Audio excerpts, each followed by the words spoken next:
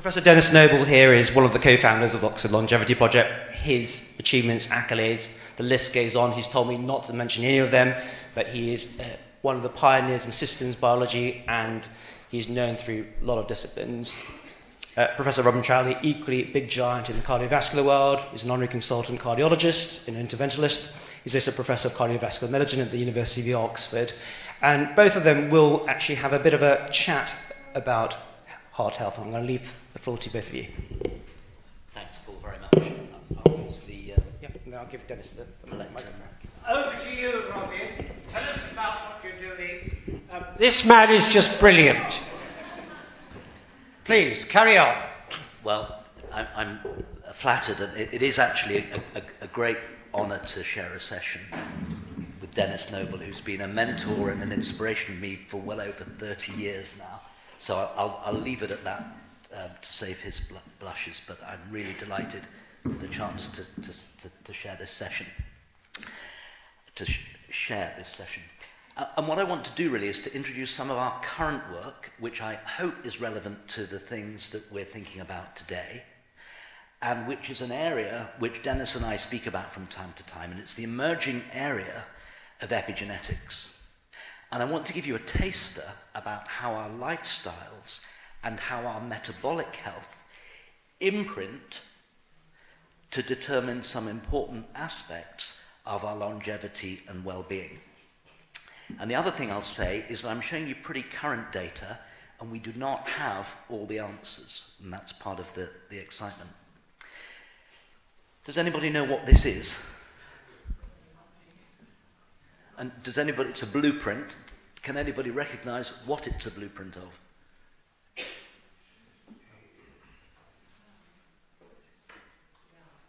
Okay.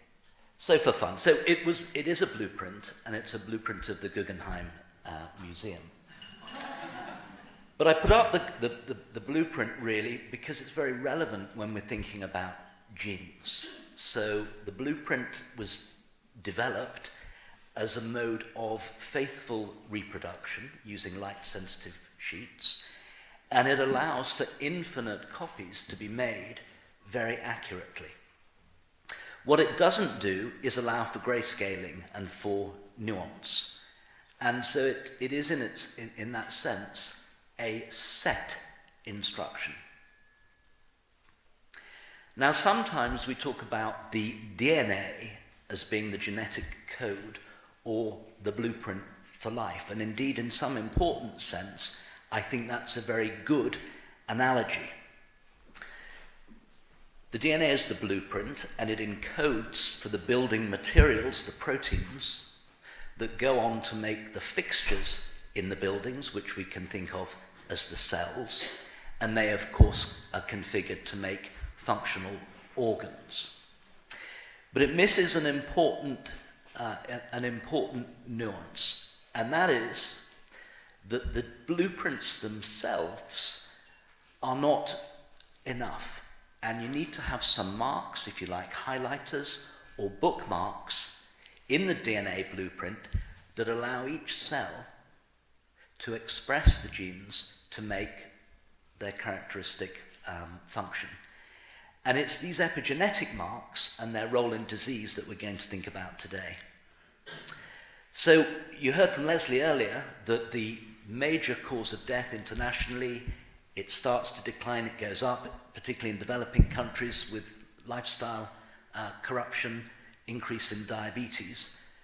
But acute myocardial infarction happens when one of the arteries that supplies the heart muscle with blood becomes blocked. And the muscle beyond that blockage dies, and that causes both infirmity and sometimes death. And this is my day job, to spot this and to treat it. Here's an angiogram of a patient having a heart attack. Here the artery is blocked, and here we put some equipment into the artery to open it up and restore blood flow. And this is the stuff that blocked the artery in the first place. So this is so-called thrombus. It's rich in platelets, it's rich in cholesterol, it's got a lot of blood clotting proteins in there, and the red is of course from the red blood cells. But it reflects the combination of the processes that we're trying to address. And if you look into the walls of the arteries that get blocked up, they contain a number of different things, but amongst the cholesterol and the debris there is an important cell type called a macrophage. And it turns out that patients with diabetes have more of these macrophages than patients that don't. And I'll tell you that patients with diabetes, a particular metabolic disorder, have much worse risk of myocardial infarction and heart disease in general than do patients without. Now there's a paradox. So whilst the high glucose of diabetes seems to drive myocardial infarction very aggressively, treating the blood glucose does not in any simple or consistent way reduce the risk of myocardial infarction. So whilst it's vital to treat the glucose for a bunch of reasons, it doesn't reduce the risk of heart attack. And that was the starting point for the work that I'm going to show you now. We started to question whether there could be some translation of metabolic disease, persistently high blood glucose, into some form of cellular memory, so that even after the glucose was corrected, something had been laid down, something had been remembered, which was not amenable to correction. And in very brief, the way this is done is that the DNA blueprint has attached to it a bunch of little marks that we call histones, and they determine the openness or not of the DNA and the ability of that DNA to be read. Okay, so what you need to remember from this is simply that there are marks, histone marks on the DNA that determine which bits get read. And in turn, the laying down and the removal of those marks is susceptible to metabolic influences. And in this case, it's driven, we think, by glucose. And I'll show you why we think that. So to test this hypothesis as to whether or not diabetes was remembered by the cells, we took some mice and we made them diabetic. We took the bone marrow from those mice, and then we stimulated that bone marrow either to make inflammatory cells or to make reparative cells, M1 or M2. We rested the bone marrow in normal glucose for 10 days, and then we looked at some markers that would tell us about the inflammation or reparative status. And what these graphs are showing us is that compared to the control normal mice, the diabetic mice remember two important things. Firstly, they're switched on in terms of inflammation, but equally importantly, they're switched off in terms of the reparative mechanisms. So the glucose programs, it would seem, the bone marrow in a way that's a double whammy. To see if this was an important aspect of the disease that we're interested in, we then took some bone marrow from diabetic mice and we transplanted it into mice with high cholesterol that tend to get this atherosclerotic disease. And we compared it, of course, to mice who didn't have diabetes. We waited for 3 months after the transplant, so complete normalization of the glucose, and then we looked in the place that we look to see if there was this development of the cholesterol-rich atherosclerosis in the arteries. And the long and short of it is that if you take the diabetic marrow, you put it into an entirely normal glucose environment, you get much more atherosclerosis than transplanting in the normal cells. So that's been remembered for a period of months in mice, which of course have a very short lifespan. And the green coloration here is showing that the cells in the atherosclerotic plaque are derived from the bone marrow because we labeled them before we put them in. So that's the key message, and I'll just skate over some human relevance quite quickly so we have time for discussion. But in essence, there are a couple of important things. Firstly, that whilst this laid down in the bone marrow, this experiment has shown that the memory, and these things are the histone marks, the bookmarks, the memory is transferred through the progeny. So it starts in the bone marrow stem cells, but it gets transmitted to the next generation of cells. Those cells get released into the blood, And so one of the important things that we've shown in humans is that we can identify a similar process in the circulating blood of human patients with diabetes. So we're in the process of exploring the clinical relevance of this, but it seems to be a real thing in humans.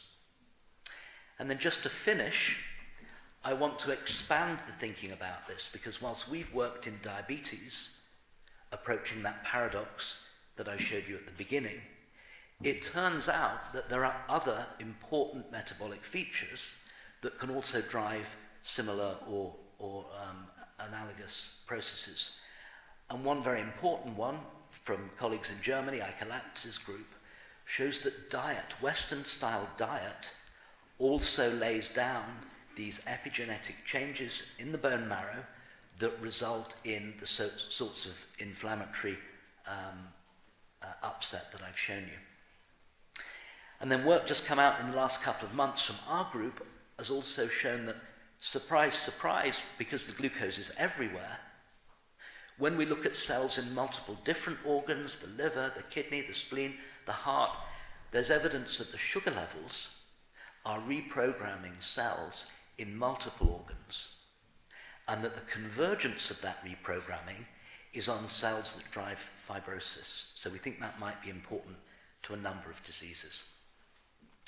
So I'll wrap up there so there's a good chance for discussion, but just to emphasize the key messages, that there is an interaction between metabolic processes, diet, and immune function.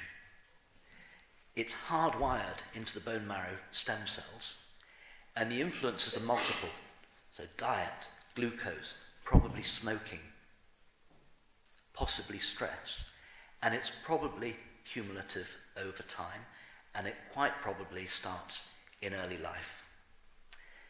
The news isn't all bad if we understand the mechanisms. Of course, there's an opportunity to intervene in them. We can identify patients who are affected. We have the opportunity to intervene in public health programs, not just in sophisticated drugs that modify the epigenome. One slightly scary prospect that I think Dennis might pick up is the possibility that if these epigenetic changes are not just in our own body cells, but are also in the germline that are transmitted to the next generation, there is at least the possibility that the way we live is transmitted to our own children.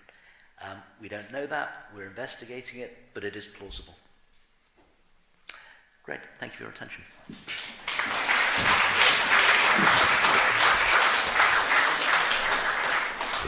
Go on. Good. Robin, just to sort of get a feel for the audience, some of whom are not scientists, so my role is to somehow provoke you into making things even clearer than you've already done. Now, sounds to me a little bit like saying, well, if DNA is the hardware, epigenetics is the software, and we can, in various ways, rewrite the software. Am I getting it right? Oh, is it?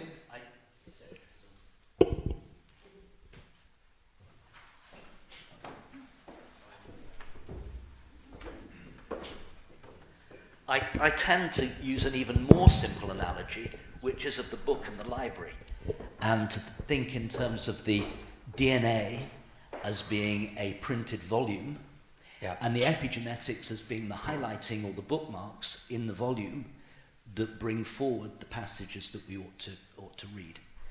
And each book is reproduced, it's published, right. and so each cell has the same copy, the same basic text, but the highlighting, the bookmarks can be changed and are changed by the user. Yeah, so it's open to what we do in our lives, and that's going to be the process by which, if we have enough knowledge to know what will control those marks, what will control the RNAs that tell the DNA what to do, we do find ways in which we can improve how we are managing and how we're managing as we get older.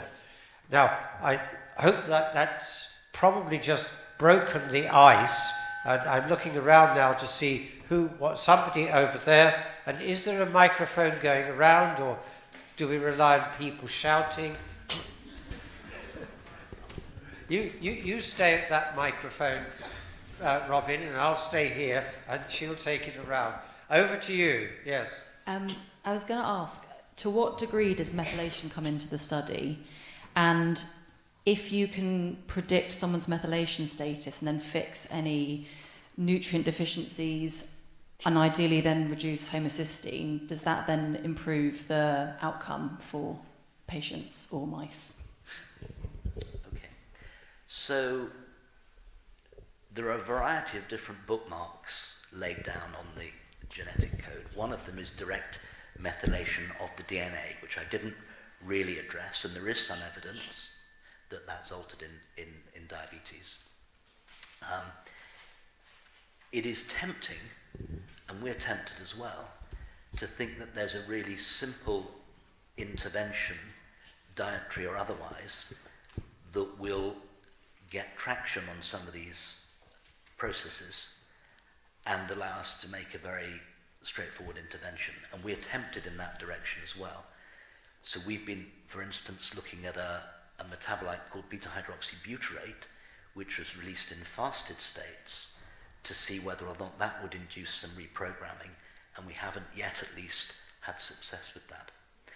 So I don't know about homocysteine specifically, but I would just say two things. One is that the interactions with metabolites are very complex and cell and situation specific, and that we need to look at them one at a time, but in the context of systems considerations.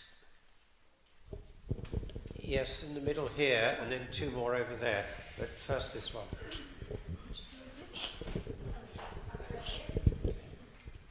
Firstly, thank you for the talk. It was really interesting, if not a little bit harrowing at times. But you spoke about kind of hyperglycemia as a possible cause of this increased atherosclerosis. Did you find, or would you hypothesize, any other specific dietary states? I know you mentioned about the Western diet, but any other dietary states that one should look to avoid, or anything that you guys are thinking about researching next in that regard?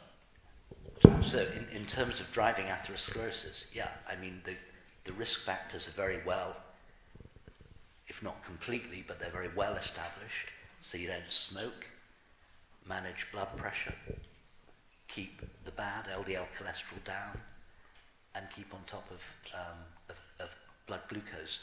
There will be other factors that we haven't yet properly worked through, and there will be nuances to those particular factors that we don't fully understand. So at the moment we're very interested in, so we talk about diabetes. In my laboratory we now call it nominal diabetes because the definitions are arbitrary, and we're much more interested in the patterns of glucose excursion over the course of the day using continuous glucose monitoring. So I think we'll continue to refine our understanding of all of these factors. So over there. Thanks, Robin. So do you believe that in mum and dad, if there is a methylation imprinting, that it can be transmitted to the offspring, transgenerational inheritance? What's your view? Well, so thanks, John. I mean, the answer is I don't have the data, so it's not a question of whether I believe it or not in that sense, which you'll understand, but I certainly understand that it is possible, and there are some data, for instance, not so much from overfeeding states, but from famines, imposed famines, that there are intergenerational transmission of metabolic disturbance. So it seems to me plausible and sufficiently important that we really ought to know the answer to it. So we're working with a group at the Karolinska now in patients with gestational diabetes to see if their offspring have differently laid down epigenetic marks. Part of the problem is not only until now we've not recognized this phenomenon, but we still don't fully have the tool set that will allow us to analyze it. So we're doing a systematic mass spec-based screen of the whole epigenome to try and get into this. Just to add to what Robin has said there, for those who want to go into the real scientific detail, I've just published an article in the Journal of Physiology called Bubbling Beyond the Barrier. The barrier is the barrier between our bodies and what we're doing and the germline, and there's masses of evidence there if you want to go into the detail. But these are early days, as Robin has also indicated. We need to know more about all of this. Anyway, next one, yes, just over there. Behind the one who's just asked the question. Yes, okay. This is a question from a non-scientist. Did you consider, or did you transfer good quality bone marrow into the diabetic mice to see whether that had a positive effect? We didn't, but if you'd like a job, we'd love to do that experiment. So we think that's a great idea. So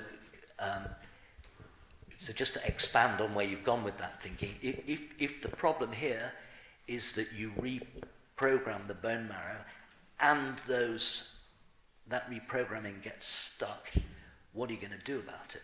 So there are a number of different levels at which you could intervene. But one would be to restore healthy bone marrow. And that's a really intriguing prospect, particularly, although I've shown you the data for this epigenetic reprogramming, there's quite a lot of information now emerging, for instance, on something called CHIP, along the lines of unhealthy aging of bone marrow. And it's not science fiction to imagine that we could replenish our own bone marrow in old age with stem cells that were taken from our young bone marrow with appropriate foresight and evidence. So I think that's really intriguing. Hasn't that also been done in a separate area with the use of stool replacements from thin to obese people? And that's why I was asking the question.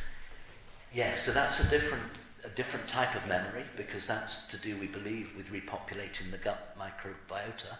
And if you want to do that experiment, please don't come to my lab. Can you take the microphone over there? But just before we bring you in, I just want to relate a little bit of history of my own development, health-wise. I was born just before the Second World War, 4 years before it started. The end of the Second World War, if you saw a photograph of me at the age of about 7 or 8, you would see almost no muscles. We were starved during the war because there was rationing. Everybody had to just receive enough to survive, more or less. What did I do? For the next 10 to 20 years, I cycled everywhere. I can now move around with no difficulty. What was happening? Physiologists have shown what was happening. The RNAs that cause our muscles, or the genes that code for the proteins in our muscles, the RNAs that activate those are what you increase when you exercise. That was shown by just taking mice, some exercising, some not, and observing the difference between the relevant RNA levels that are controlling the muscle protein. It works! Right, over to you. Hi, thank you for giving us an insight into your brain. I think we've done a pretty poor job about explaining what type 2 diabetes is to our patients, and we've described it as a blood glucose disorder rather than an insulin problem, hyperinsulinemia. And I was wondering where insulin comes into your hypothesis and whether that might be having a function on the histones acting differently. Yeah, well, that's a very good question, and it speaks to the complexity of these systems. Although I didn't spell it out, in these experiments, both the in vitro ones and the ones that I've shown you in experimental mice, we used a type 1 model. So we took insulin away and left only the effects of high glucose to study. So we think what I've shown you today is related to the glucose. As you rightly say, in real life, there's a whole lot more biological complexity, including insulin and insulin sensitivity, and we need to feed that into the model to get a better understanding. But you're right. I think that the obsession with blood glucose and treating the blood glucose and understanding the blood glucose with ever more complexity is missing the point. and it's taking an ancient diagnosis from tasting sugar in the urine and then applying, effectively, and then applying the full weight of contemporary sort of biological understanding to look at this very simple problem. But the problem is so much more complex than that. Robin, one just before I come to you, but to take the microphone to her so that she can be ready. Is that over there? Yes. But before you come in, I'd like to ask you to elaborate, Robin, on something. You and Garda before you made it very clear that one of the processes during aging is that our immune systems become weaker. Can we do anything about that? Yeah, so there's a catch-all term of inflammation. So from a scientific point of view, I think that is a really unhelpful term. And in our work, we now talk about processes of inflammation because they're very complex, they vary according to situation, site. Some processes of inflammation are actually beneficial because they're resolving to infection or to early phase inflammation. So in answer to your question, Dennis, I think we just have to understand the specific processes better, indeed, yes, and then intervene on them, yes, and try and get over this idea that there is this thing called inflammation and it's bad or it's good, or that we can measure it with any single simple measure like the high sensitivity CRP. They're not without value, but they really skim the surface only. Yeah. I mean, it's one of the functions of this organisation, the Oxford Longevity Project, to try and follow the way the science is developing and then to be able to explain some of that to you. You've got a question. Yeah, so I'm another non-scientist. I am at the user end. And I was just, you were saying about gaining the memory and potentially going rogue. Do you know a timeline for that and how we can know what the timeline is perhaps for unlearning that memory and relearning again? Is that a capacity? Do we have that capacity, and how long might that take? So we don't know the answer, but let me just couch it in terms of how we might approach it. So one would imagine from an evolutionary perspective that you don't lay these marks down lightly because your DNA is the blueprint. So if you're going to alter the way you read it, you probably want to build those marks in slowly and in response to a consistent exposure. So you're not going to change the way you read your DNA based on a single Mars bar. So probably the writing takes months and years. Equally, unwriting, and you can unwrite it physiologically, is also probably not done in the short term, because the whole point of putting the marks in the code was to say there is benefit to me, to my cell, from operating in this way, so I'm going to use the epigenetic marks to make that shift. So I suspect it will be like turning a ship, and it will go on slowly, and it will come off slowly. If we want to intervene quickly, then the place to go is downstream in the processes, because what I didn't go into today in great detail was the consequences of these marks. But the consequences, if you like, the proteins that get made, we can deal with those in the very short term. So whilst we're still correcting in the background, we can intervene in the short term in the foreground. The microphone goes to Garda Al-Saleh. Over to you. I just have two comments actually, but one of them from your last question about what we do for our immune system, right? So I agree that inflammation is very important, and this is what we now call it, like aged in a way, like a slow degree of inflammation. And totally agree with you, you need to learn more about it, but we already know that these coming was likely from cellular senescence, because this is the signal they sent it that we are accumulated, and we know that fasting, inducing autophagy, exercise and sleep control all of that already. So we could do something from now. We need, of course, to do more, study more biomarker to be active in a way to be able to treat and work better with people, because unfortunately not everyone doing this the right things. just to mention that we could do it now. We could improve it in a way if we control, and it's easy. Just like if we have the determination and the knowledge, we can do that. I have the other comment from the question from Dr. Todd about and your theory, if it's coming from mother to to baby. There is a few study, and one of them I was like, I need really to read the paper, but I was already shocked with the information that a pregnant woman, when they have circumstances, difficult circumstances, and they have shortening of their telomere, the baby have a shortened telomere. So there is something happening, definitely. We don't understand why or how, but it's definitely happening. Terrific. There's time for about one more question. Paul Chen? Oh, I see. There's one question we have with lunch. So one more question. Shall I do this one here? Oh, over here. Yes, please. Hello, thank you very much. You mentioned the biomarkers of inflammation. Apart from CRP, which is so inaccurate, what can we do in the community to measure abnormal inflammation? It came up with COVID, and it was just impossible to...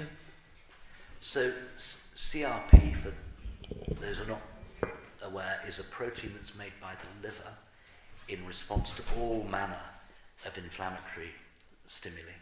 So it's very non-specific. It changes over an enormous dynamic range.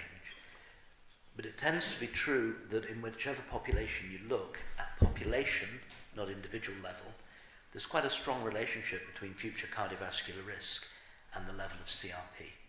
So that's what I meant when I said it's not without use. There are clinical trials ongoing at the moment. There are people in Oxford in these trials to look at instigating anti-inflammatory treatments on the basis of that elevated CRP. So it's not useless, but it's not sufficiently granular for us to really understand what's going on in these complex processes because it's such a non-specific marker. And in answer to your question, not yet, but we're working on it because technology is moving so quickly, it's perfectly feasible that within the next decade, you'll have a chip, a little bit like the COVID test. You'll put a little bit of blood or plasma on it, and you'll run a series of polymerase chain reaction type things to multiply the DNA or the RNA, and you'll get a picture of what a person's inflammatory status is. So that seems to me, with the rate of change of technology, perfectly imaginable in my professional lifetime. Okay, and on that note, thank you to Dennis and Robin. I think next it's a lot of food for thought, pun intended. It is lunchtime. I think we have to go down this direction. And a pause for Robbie.